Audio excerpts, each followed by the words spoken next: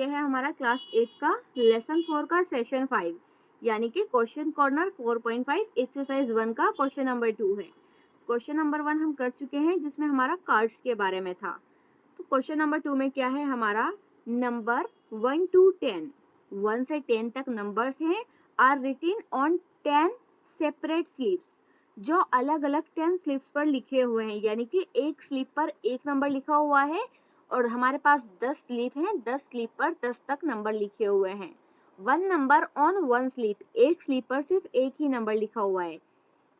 Keeped in a box and mixed well, उन सबको एक बॉक्स में डाला और उनको मिक्स कर दिया।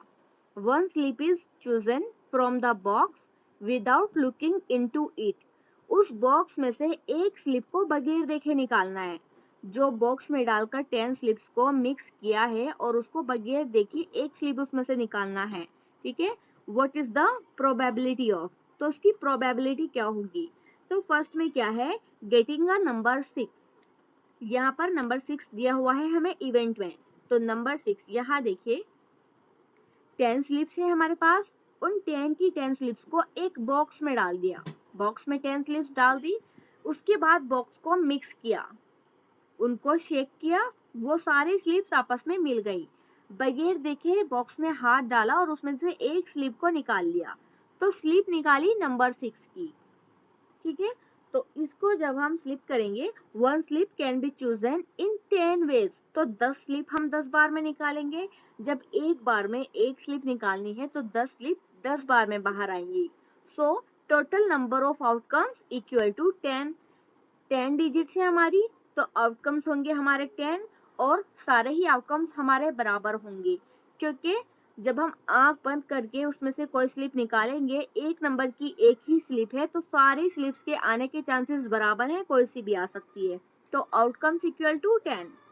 अब फॉर्मूला इसमें क्या लगेगा, फॉर्मूला होगा हमारा इसमें probability of getting number, getting number of event, event है हमारा 6, 6 को हम देखेंगे कि वो हमारा कितने टाइम आया है। जब हम एक स्लिप को बाहर निकालेंगे, 6 नंबर की एक ही स्लिप है, तो यानी कि 1 फेवरेट नंबर होगा हमारा, 1 फेवरेट नंबर 1। ठीक है, नीचे है total possible outcomes, total possible outcomes है हमारे 10, probability of getting number 1 by total possible outcomes 10, तो यानी कि 1 by 10 outcomes that make a event, जितने इवेंट उस आउटकम को कंप्लीट कर रहे हैं वो है हमारा 6, 6 जो है हमारा इवेंट को कंप्लीट कर रहा है। तो 6 कितने बार है हमारा, एक बार, तो यहाँ पर आंसर होगा हमारा 1 बाय 10। ठीक है, 1 बाय 10, 6 है हमारा 1 टाइम, तो फेवरेट नंबर हुआ हमारा 1, फेवरेट नंबर 1 हुआ, 6 1 टाइम है, एक ही बार स्लिप निकाली, 6 की एक ही स्लिप है तो एक ही आएगा, तो 1 बाय 10 हो गया इसका आंसर। सेकंड क्वेश्चन है getting a number less than 6, 6 से छोटे कितने नंबर हैं, 6 से छोटे नंबर्स, 6 को नहीं मिलाना, 6 से छोटे नंबर्स को, लेस देन 6, 6 से छोटे, 6 से छोटे 5 4 3 2 1 यानी कि 5 नंबर्स हैं, तो 5 स्लिप्स को हम 5 टाइम्स निकालेंगे, तो फेवरेट नंबर हो गया हमारा 5, 5 बाई 10।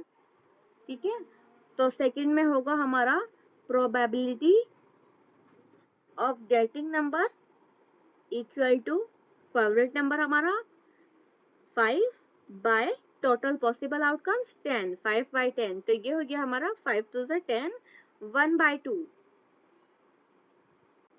थर्ड देखिए गेटिंग नंबर ग्रेटर देन 6, 6 से बड़े नंबर, 6 से बड़े नंबर है हमारे 7 8 9 10, 4 नंबर्स हैं, 4 नंबर हैं, तो फेवरेट नंबर हमारा हुआ 4, तो इसको हम कैसे करेंगे, प्रोबेबिलिटी इक्वल टू जितने नंबर इवेंट को कंप्लीट कर रहे हैं, 4 नंबर्स हैं 7 8 9 10, तो 4 by 10, 2 to the 4, 2 5 the 10, 2 by 5।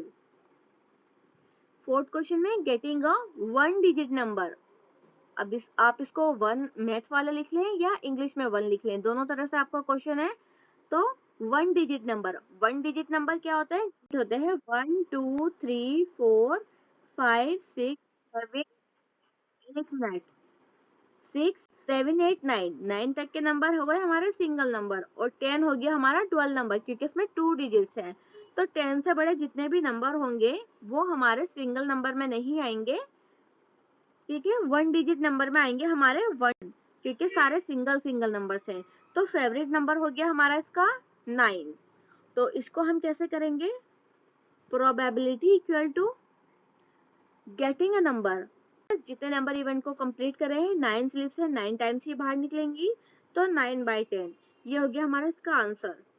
Next है आपका question number 3, if you have a spring wheel with 3 green sectors, ठीक है, एक व्हील है हमारे पास, जैसे मान ले ये व्हील है हमारा, इसमें 3 ग्रीन सेक्टर है, 1 blue sector and 1 red sector. तो टोटल सेक्टर कितने हो गए, 3 + 1 4, 4 + 1 5, 5 सेक्टर हैं।